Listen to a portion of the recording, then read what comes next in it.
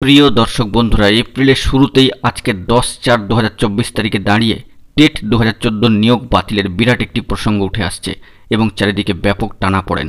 অত্যন্ত গুরুত্বপূর্ণ serious update থাকছে, তাই জরুরি ভিত্তিতে এই সংক্ষিপ্ত আর্জেন্ট ভিডিওটি আপনাদের জন্য ক্রিয়েট করতেই হচ্ছে। অবশ্যই ভিডিওটিকে সম্পূর্ণ শেষ পর্যন্ত শুনে বোঝার চেষ্টা করবেন ও ভিডিওটিকে শেষ পর্যন্ত দেখে নেবেন।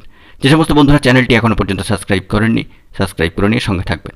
চলুন আমরা কথা না বাড়িয়ে মূল আলোচনার মধ্যে প্রবেশ করে সম্পূর্ণ বিষয়টিকে জেনে নেওয়ার চেষ্টা করি। বন্ধুরা, উঠে আসছে চাঞ্চল্যকর খবর। 2014 টেট থেকে গুরুত্বপূর্ণ একটি মেসেজ বা বার্তা কিন্তু উঠে আসছে মহামান্য কলকাতা হাইকোর্টের। 2014 সালের টেটের উত্তরপত্র বা ওএমআর শিট বা তার ডিজিটাল ছাপ বা ফুটপ্রিন্ট খুঁজে বার করতে না পারলে গোটা নিয়োগ প্রক্রিয়ায় বাতিল করে দেওয়া হতে পারে বলে গত মঙ্গলবার কার্যত হুঁশিয়ারি দিলেন মহামান্য কলকাতা হাইকোর্টের সম্মানীয় বিচারপতি রাজাশেখর মান্থা মহাশয়।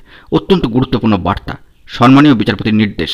এই নিয়োগে কোথায় কিভাবে দুর্নীতি হয়েছে তা আগামী মঙ্গলবারের মধ্যে সিবিআইকে বিস্তারিত রিপোর্ট আকারে জমা দিতে হবে। চার্জশিটের প্রতিলিপি ও মামলার সঙ্গে যুক্ত সব পক্ষকে দিতে বলেছে মহামান্য আদালত।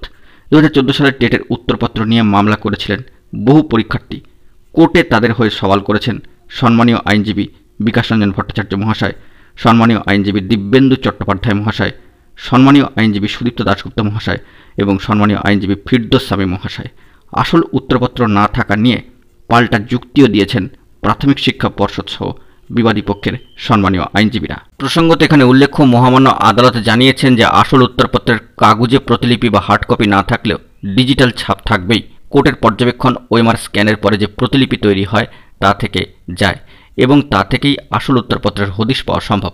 সম্মানীয় বিচারপতির পর্যবেক্ষণ পর্ষদের বক্তব্য, সব ওএমআর শিট ডিজিটালাইজড তথ্য হিসেবে সংরক্ষণ করা হয়েছে।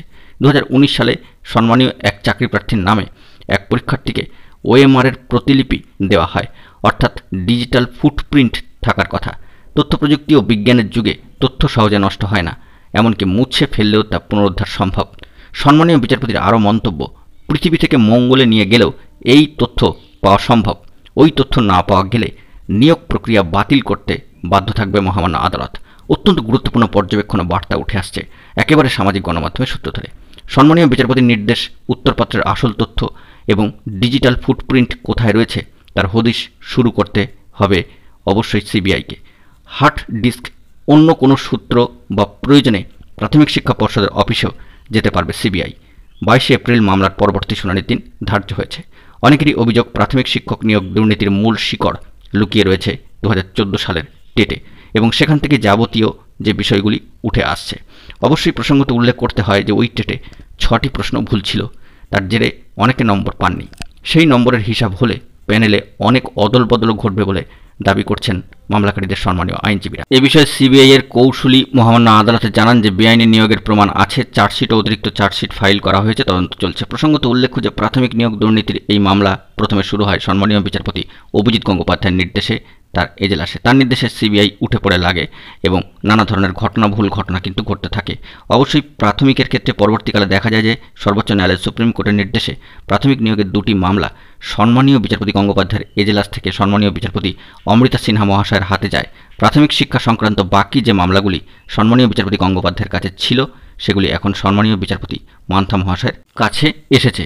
এই মামলায় সিবিআইয়ের যে রিপোর্ট এজলাসে আসেনি তা হাইকোর্টের রেজিস্ট্রার জেনারেলকে পাঠাতে বলেছেন সম্মানীয় বিচারপতি। অত্যন্ত গুরুত্বপূর্ণ তাৎপর্যবহুল খবর কিন্তু উঠে আসলো।